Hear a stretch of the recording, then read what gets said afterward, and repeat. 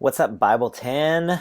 Here's what we got going on today. Hopefully, by this point, you've already done the warm up, but as always, if you've forgotten, make sure you do that. It's going to be the first thing that you need to do just to make sure that I know that you are here for class. So, do that warm up. It's just a pretty quick, easy one. What's a high and a low of online learning? Something that's like good for you and something that's hard for you. I just want to give you guys a chance to interact about your online learning experience. So, make sure you do that. Today's objectives are to understand Jesus' approach to the law, to see what he means when he reinterprets the law in Matthew 5, and then we're going to talk about the difference between external realities and internal realities. So that's what we got on tap today. So I will make sure, if you're watching this, you've probably gotten the link to this video, but there are three main assignments today. One is make sure you get that warm-up done. Two is going to be an annotated reading of Matthew chapter 5, which I'll walk you through. And then after that is to do the exit ticket, which is a graphic organizer. So let's go ahead and take a look at the PowerPoint. So thus far, you probably, actually, I think I can move this. Hey. Thus far, you've probably already done this, the online learning warm-up. So if you haven't, pause and go do that right now. 3, 2, 1. Okay, that's all the time you get. The next thing you're going to do is you're going to do a catch reading. And a catch reading is it's an acronym for a certain type of close reading of a text. So you guys are going to read Matthew chapter 5 very closely. This assignment is called Annotate Matthew chapter 5. It should be in the homework classwork section. So you're going to open up that note in Notability. Now, some of you, I know for some reason, some of you don't have Notability.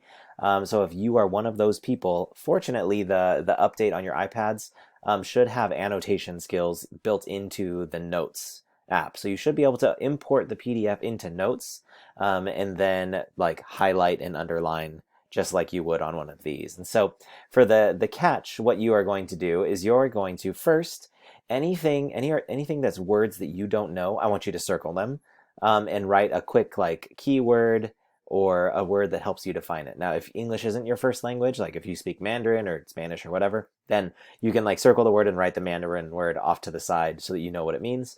Or if English is your first language and you still don't know what it means, then that's okay. Circle the word and write a quick couple of words off to the side in the margin so that you can define what it means. With that, note that on the PDF, I've like created larger margins, so you should be able to annotate pretty well on the edges there. The second thing is I want you to acknowledge confusion, meaning if you are reading something and you're like, what is Jesus talking about? Why would he say cut off your hand or whatever it is? I want you to write any of those questions in the margin. Like draw an arrow and write a question in the margin. Next in catch is T, which is talk to the text, which like you don't have to literally, I mean, if you do literally talk to the text, that's fine. But that's more to say, okay, try to interact with it. Like, don't just like read it and let words go in your brain, but like try to interact and be like, okay, what's that all about? Oh, what happens if I do this? Like, be more interactive with it. You don't have to write anything for that part. The C is capture the main idea or assertion. And so somewhere in one of those margins, I want you to write, what do you think is Jesus's main point? Now, if there's main points for different sections, I think you can just like put something off to the side, maybe put like a little star in the margin and say, okay, Jesus' main idea for this section is this. And then as you go along, there's going to be stuff that stands out to you and seems important. So just use the highlighting tool in either Notability or Notes and highlight that. So that's what you're going to be doing for the catch reading. So let me show you what this looks like on your iPad really, really quickly. I think I have my iPad mirrored right here. So what this looks like is if you opened it into Notability, it looks something like this. Matthew chapter 5 kind of looks like that. That's weird. It changed the format of this. Strange. Okay. Either way, how do I get out of presenter mode? Oh, just screen. There we go. Okay, cool. If you're not used to doing the multitask features, here's what I want you to do, is you can actually open up your Bible, and you can take that Bible icon and you can drag it on top of Notability, and then you can put it over to the side, You can have a side-by-side view. The reason you would want to do this is, let's say you're one of those people, which I think I'm included, which sometimes as I'm reading through a text, I can get kind of lost and distracted. For me, it's really helpful in the Bible app. Right here, you'll see that you can actually listen to the audio and have someone else read it to you as you follow along and highlight. So if you're an auditory learner, I would recommend multitasking and having Matthew 5 read to you as you also follow along and do your annotations over here. And you're like, oh my gosh, that seems so important. Wow, that's a main point. Hooray, yeah. So do all that kind of stuff as you are working on this assignment. So that's the annotation assignment. So after the annotation assignment, the next thing you're going to want to do is really understand what's going on in Matthew chapter 5 after he does the whole law and the prophets thing. Now, I kind of mentioned this before, where he talks about not coming to abolish the law and the prophets, but to fulfill the law and the prophets. And I think that's actually just a few lines back, right? Yeah, he didn't come to misinterpret them, but he came to properly interpret them. And just in case I didn't mention this last time, the law and the prophets was kind of the Jewish way of referring to the Bible. So Jesus is saying, hey, I'm not coming to abolish the Bible. I'm not coming here to misinterpret the Bible. I'm coming to show you how to properly interpret the Bible. And the reason he would need to do this kind of, I guess, check-in is to say, hey, what he's about to say might be controversial. Like, think about it. If I showed up in a Bible class and I was like, hey, let's make sure that I know you've heard it said, you should not murder. I know you've heard it said, obey your parents. I know you've heard it said, for God so loved the world that he gave his only begotten son. But I tell you. Now, if you heard me saying, you've heard it said, but I tell you, you should probably have some alarms going off in your head if I'm telling you how to read the Bible, or I'm like seemingly going to contradict the Bible. And so what Jesus does here is he says, okay, first of all, I'm not coming to reject the Bible. I'm coming to show you what it properly means, how to properly interpret it, and what I originally intended when I wrote this thing. Because remember, Jesus is also God. So he's kind of saying, hey, you've heard it said originally, but let me explain what God meant when we originally wrote these things. And you'll notice that each of the things that's you've heard it said, these are the 6 different passages. You should not murder, you should not commit adultery, which is a fancy way of saying don't commit sexual sin with other people. Do not, or with divorce, make sure you divorce properly by giving a certificate of divorce. With taking oaths, Jesus's command is to say, okay, well, make sure that you take your oaths and you keep them when you swear something to God. When you get revenge, make sure that it's equal revenge. And when you love people, like love the people who love you and hate the people who hate you. Now, with each of these things, you'll notice that it's with your mouth that you take oaths out here in the external world. It's with your hands, maybe, that you do things like get revenge and take violence and do these things. It's with other parts of your body that you commit adultery. And all of these things are external realities. This is a crucial, really important point. I need you to make sure that you get this, that it's an external reality. Each one of these, you've heard it said, is a command that has to do with the outside world. What you do with your hands, what you do with your relationships out here, what you do with your body parts, what you do with your words. Jesus is saying, okay, you've heard all of these old commands about what happens on the outside. But then what Jesus does with every single one of his commands is he then says, but I say, and makes it about something internal. So each of you guys were supposed to be experts on one of these passages, and you'll notice that on each one of these, Jesus says, you've heard it said, this external thing, but I tell you, you need to change what's going on in here, inside of your heart. If you change what's going on inside of your heart, then we don't need to worry about the external realities anymore.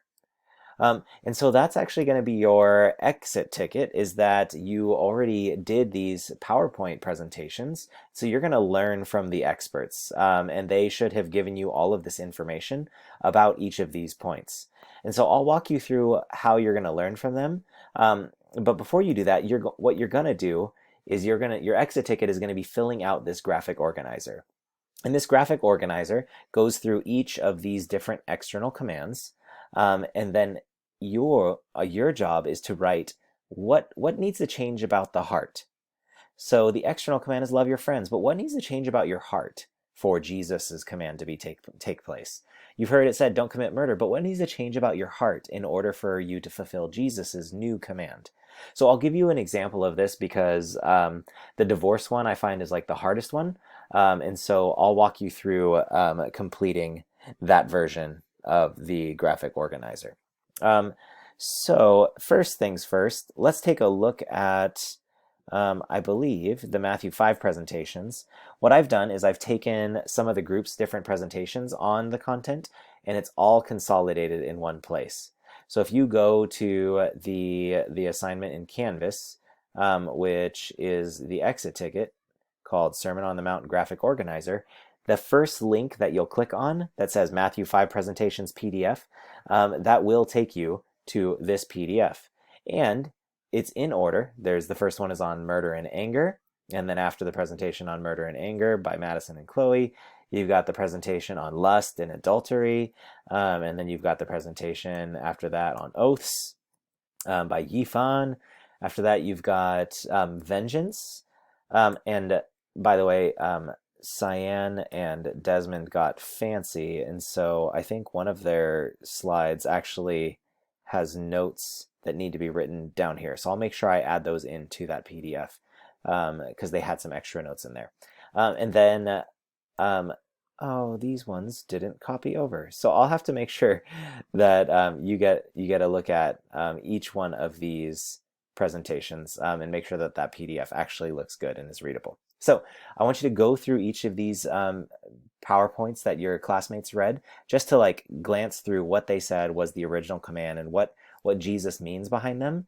And then I want you to go on to, after that, open this graphic organizer, which looks a little something like this. I think I can make this, oh, nope, never mind. Which looks a little something like this. And so you're going to say, okay, the original command was don't commit murder, but what needs to happen in your heart, in that region of your heart here? Now, I'm not going to do that one for you because that's your job. So we're going to do the divorce one together. So with the divorce one, Jesus says, you have heard it said that if you are going to get a divorce, make sure you give your wife a certificate of marriage. And Jesus says, but I tell you, anyone that divorces their spouse, except for spousal infidelity or unlawfulness or being unfaithful. Like, so unless your spouse cheats on you, you should not divorce them. And he says, if you divorce them, you make them the victim of adultery. And so here, like the external command is if you're going to get divorced, make sure you divorce properly. But Jesus changes that command and says, no, don't get a divorce unless you've been cheated on, because you need to stick to your commitments. And so the part of your heart that would need to change is Jesus instead wants us to stay with our commitments. Or in other words, maybe that's not even like really a heart issue. Another way that we could put this is maybe we just need to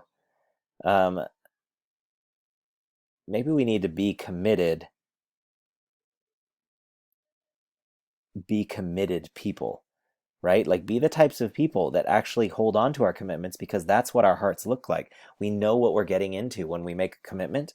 And so we're going to be committed people. So you'll notice that one is about like an external, make sure you follow procedures in the outside world. But this is about changing your heart so that you're a committed person. It's not about following certain rules, but it's about being a certain type of person. So I want you guys to go through each one of these commands and say, what type of person is Jesus telling you to be with each one of these different commands? So each of those 5, this is going to be your exit ticket. Make sure that you fill out each one of those. And then using the share feature on Notability or Notes, make sure you share that back to the assignment and submit it as a PDF. If it doesn't work for some reason as a PDF, You can also screenshot that image on your iPad and upload that screenshot to this assignment. But either way, that's your third assignment for the day. So once you have done that exit ticket, you've done that graphic organizer, you guys are done with classwork.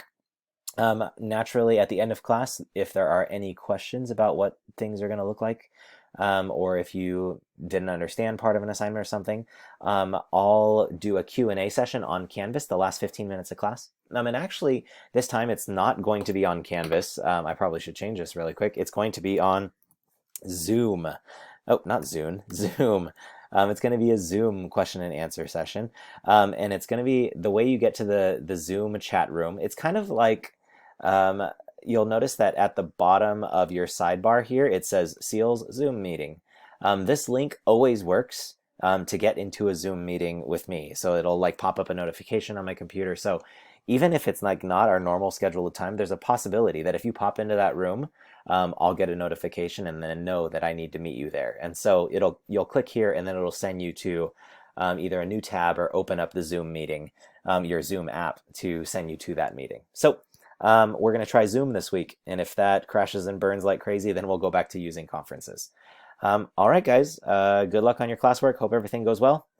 Peace.